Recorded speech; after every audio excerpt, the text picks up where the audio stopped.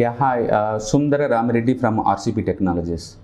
Last 7 ఇయర్స్లో కనుక మనం చూసుకున్నట్లయితే ఇది లేటెస్ట్ రిపోర్ట్ అండి, ఎకనామిక్స్ టైమ్స్ అది, అండ్ వెరీ లేటెస్ట్ డేటా ఇది. మీరు కొత్తగా బిజినెస్ స్టార్ట్ చేయాలనుకుంటున్నారా? మార్చ్ 16-17 హైటెక్స్ లో ఫ్రాన్సెస్ ఇండియా బిగ్గెస్ట్ ఫ్రో ఎక్స్పో.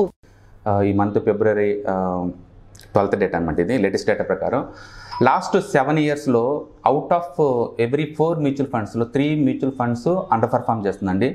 అంటే ఈ సంవత్సరం మనం చూస్తే స్మాల్ క్యాప్ మ్యూచువల్ ఫండ్స్ అన్నీ కూడా 30, 40, 50, 60 దాకా వస్తున్నాయి. కొన్ని మిడ్ క్యాప్ మ్యూచువల్ ఫండ్స్ 15 దాటినాయి. లార్జ్ క్యాప్ అయితే 20-30% ఇలా వస్తూ ఉన్నాయి.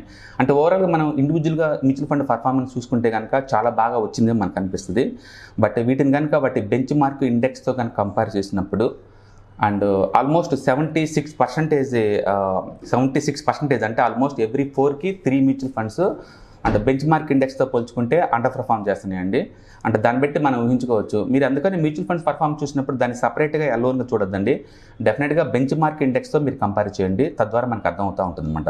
ఫర్ ఎగ్జాంపుల్ ఈ సంవత్సరం స్మాల్ క్యాప్ ఇండెక్సే ఆల్మోస్ట్ 55% పెరిగింది. ఏదన్నా మ్యూచువల్ ఫండ్స్ అంతకంటే తక్కువ పోయిందంటే, తక్కువ రిటర్న్స్ వచ్చిందంటే అండర్ పర్ఫామ్ చేసినట్టే, ఈవెన్ దో మన మ్యూచువల్ ఫండ్ 50% వచ్చినా సరే.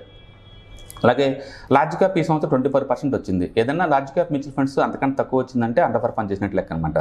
అట్లా మీరు కనుక బెంచ్ మార్క్ ఇండెక్స్తో కంపేర్ చేసుకున్నప్పుడు ఇండియాలో లాస్ట్ 7 ఇయర్స్ యావరేజ్ డేటా ఇది. And 76% of the mutual funds అన్నీ కూడా అండర్ పర్ఫామ్ చేస్తున్నాయి అనమాట. ఓకే, ఈ కేటగిరీలో అండ్ మిడ్ క్యాప్ అయితే మేజర్గా ఉందండి. Out of 21 స్కీమ్స్లో 20 schemes under perform చేసినాయి. ఎందుకంటే ఈ సంవత్సరం మిడ్ క్యాప్ 150 ఇండెక్స్ అయితే ఆల్మోస్ట్ 55% జనరేట్ చేసిన రిటర్న్స్. అండ్ వాటితో పోల్చుకున్నప్పుడు మ్యూచువల్ ఫండ్స్ తక్కువ రిటర్న్స్ వచ్చినాయి. అంటే 95% ఆఫ్ ది మ్యూచువల్ ఫండ్స్ అన్నీ కూడా మ్యూచువల్ ఫండ్ కేటగిరీలో అండర్ పర్ఫామ్ చేస్తున్నాయి. అలాగే లార్జ్ అండ్ మిడ్ క్యాప్లో కనుక చూస్తే out of 20 స్కీమ్స్లో 18 schemes underperform చేస్తుంది. అంటే 90% స్కీమ్స్ అన్నీ లార్జ్ అండ్ మిడ్ క్యాప్లో కేటగిరీలు కూడా అండర్ పర్ఫామ్ చేస్తున్నాయి. అండ్ ఫోకస్ ఫండ్స్లో అవుట్ ఆఫ్ 14 ఫండ్స్లో 12 ఫండ్స్ అంటే 86% ఫండ్స్ కూడా అండర్ పర్ఫామ్ చేస్తుంది. అంటే ఫోకస్ ఫండ్స్ అంటే లెస్ దెన్ 30 స్టాక్స్లో మాత్రం ఇన్వెస్ట్ చేస్తారండి, అందుకంటే ఎక్కువ ఇన్వెస్ట్ చేయకూడదు. అలాంటి వాటిని మనం ఫోకస్ ఫండ్స్ అంటారు. అండ్ లార్జ్ క్యాప్ అంటే అవుట్ ఆఫ్ 23లో 19 స్కీమ్స్ అండర్ పర్ఫామ్ చేస్తున్నాయి. అంటే total underperforms 83%. And ELSS fund 32 స్కీమ్స్లో 25 స్కీమ్స్ అన్నీ కూడా అండర్ పర్ఫామ్ చేస్తున్నాయండి. అంటే 78% వాల్యూ ఫండ్స్ ఈఎల్ఎస్ఎస్ ఫండ్స్ కూడా అండర్ పర్ఫామ్ చేస్తున్నాయి. And flexi caps out of 19 స్కీమ్స్లో 15 స్కీమ్స్ అండర్ పర్ఫామ్ చేస్తుందండి. అంటే 79% అండర్ పర్ఫామ్ చేస్తుంది.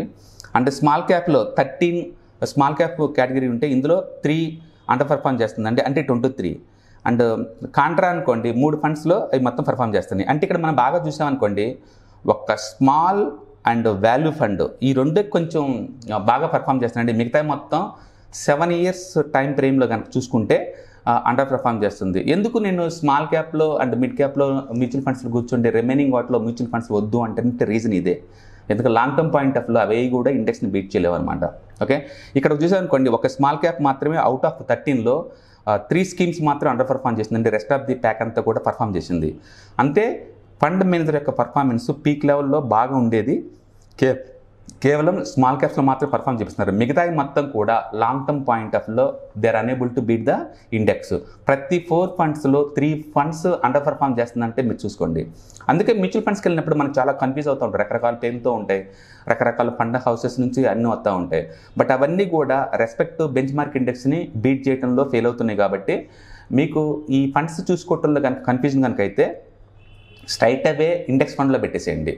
లాంగ్ టర్మ్ పాయింట్ ఆఫ్ వ్యూలో మీరు మార్కెట్ ఎలా మూవ్ అవుతే అలా మూవ్ అవుతూ ఉంటాయి అన్నమాట. కాబట్టి నెక్స్ట్ టైం మీరు మ్యూచువల్ ఫండ్స్కి వచ్చేటప్పుడు అండ్ స్మాల్ క్యాప్ కేటగిరీ అయితేనే మ్యూచువల్ ఫండ్స్ తీసుకెళ్ళండి. అండ్ మిగతా కేటగిరీలు అన్నిటి కూడా బెంచ్ మార్క్ ఇండెక్స్ ఉన్న ఇండెక్స్ ఫండ్స్ తీసుకొని సేఫ్ అండ్ సెక్యూర్గా మీరు లాంగ్ టర్మ్లో మనం మేక్ చేసుకోవచ్చు అనమాట. ఎందుకంటే ఇండివిజువల్ ఫండ్ హౌస్కి వెళ్ళినప్పుడు depending upon the fund manager టాలెంట్ని పెట్టేసి మూవ్ అవుతూ ఉంటాయి. ఒకప్పుడు ఫ్రాంక్లిన్ టెంపుల్టన్ కావచ్చు, లేదా డిఎస్పీ కావచ్చు, లేకపోతే ఐసీసీఐ కావచ్చు, వీళ్ళందరూ ద బెస్ట్ కేటగిరీలో ఉండేవాళ్ళు. ఇప్పుడు ఎక్కడ కూడా టాప్ 5 ఎక్కడా లేరనమాట వాళ్ళు. అందుకని ఎందుకు మ్యూచువల్ ఫండ్స్ నిరంతరం రివ్యూ చేసుకుంటూ ఉండాలి ఎవ్రీ 1 ఇయర్కి, అంటే బై అండ్ ఫర్గెట్ కుదరదు అంటే బికాస్ ఆఫ్ ఈ రీజన్. అదే కనుక ఇండెక్స్ ఫండ్స్ అనుకోండి, అంటే బై అండ్ ఫర్గెట్ చేసుకోవచ్చు, ఎందుకంటే మార్కెట్లో ఎలా మూవ్ అవుతాయి అలా మూవ్ అవుతుంటాయి కాబట్టి మనం చూసుకోవాల్సిన పని లేదు. అండ్ ఎవ్రీ 6 monthsకి ఒకసారి రీబ్యాలెన్స్ అవుతూ ఉంటాయి కాబట్టి ఇండెక్స్ ఫండ్స్ మనకు పర్వాలేదు. అందుకని లాంగ్ టర్మ్ పాయింట్ ఆఫ్లో మీరు బై అండ్ ఫర్గెట్ చేద్దాం అనుకుంటున్నారా, then it should be a index fund. అలా కాదు, నేను రివ్యూ చేసుకుందాం అనుకుంటున్నారా, మ్యూచువల్ ఫండ్స్లో మీరు స్మాల్ ఇలాంటి వాటిలో ఇన్వెస్ట్ చేసుకొని మనం లాంగ్ టర్మ్లో చూసుకోవచ్చు అనమాట. కాబట్టి ఎందుకు ఇండియాలో ఇప్పుడిప్పుడే ఈటీఎఫ్స్ ఇండెక్స్ ఫండ్స్ పాపులర్ బాగా అవుతున్నాయి అంటే, లాంగ్ టర్మ్ పాయింట్ ఆఫ్లో ఏ యాక్టివ్ ఫండ్ అయినా సరే వాటిని బీట్ చేయటం హైలీ ఇంపాసిబుల్ అనమాట. ఓకే, ఈ డేటా ఇంకొకసారి నిరూపిస్తుంది. అది ఇది లేటెస్ట్గా సర్వే అండి, ఎకనామిక్స్ టైమ్స్ వాళ్ళ సర్వే, ఇది లేటెస్ట్గా 2024 February సర్వే అనమాట. ఈ సర్వేలో క్లియర్గా లాస్ట్ 7 years యావరేజ్ డేటా తీసుకున్నప్పుడు మెజారిటీ మ్యూచువల్ ఫండ్స్ అంటే 76% mutual funds are underperforming. అందుకని నెక్స్ట్ టైం మీరు మ్యూచువల్ ఫండ్ తీసుకున్నప్పుడు ఈ డేటా గుర్తుపెట్టుకోండి. రెస్పెక్ట్ టు బెంచ్ మార్క్ ఇండెక్స్ని బీట్ చేస్తాం లేవో చెక్ చేసుకోండి. అండ్ 7 years పాయింట్ ఆఫ్లో, 5 years పాయింట్ ఆఫ్లో, 3 years పాయింట్ ఆఫ్లో, 1 year పాయింట్ ఆఫ్లో అన్ని వర్టికల్స్లో కనుక ఇవి కనుక బీట్ చేస్తున్నాయి అంటేనే మీరు ఉంచుకోండి. లేదు అంటే వాటిని రివ్యూలో పెట్టండి, హోల్డ్ చేయండి, couple of 1 or 2 years time ఇవ్వండి. ఇంకా ఇంప్రూవ్మెంట్ కాకపోతే కనుక అవి క్లోజ్ చేసుకుని కొత్తకి మూవ్ అవ్వడం చాలా ఇంపార్టెంట్. అందుకని ఇన్వెస్ట్మెంట్ అడ్వైజర్ సలహా తీసుకోవడం చాలా ఇంపార్టెంట్. ఏరియాలో మన ఓన్గా పిక్ చేసుకుంటే నిరంతరం రివ్యూ చేసుకుంటూ ఉండాలి. మీరు కనుక ఇయర్లీ ఒకసారి రివ్యూ చేసుకునేలాగుంటే మీ సొంతంగా మ్యూచువల్ ఫండ్ పిక్ చేసుకోండి. ఒకవేళ రివ్యూ చేసుకోవట్లేదు లేదనుకుంటే better depending upon the investment advisor అనమాట. ఎందుకంటే వాళ్ళు రివ్యూ చేసేసి ఏదైనా అండర్ పర్ఫార్మ్ అయ్యే వాటిని డౌన్ చేసేసి యాక్టివ్గా ఉన్న వాటిని మూవ్ చేస్తూ ఉంటారు. కాబట్టి hope this data going to give some value to your existing knowledge. So next time మీరు మ్యూచువల్ ఫండ్ తీసుకున్నప్పుడు మీ మ్యూచువల్ ఫండ్ ఈ కేటగిరీలో అవుట్ పర్ఫార్మ్ చేస్తుందా లేదో మీరు చెక్ చేసుకోండి. Okay, all the best, thank you.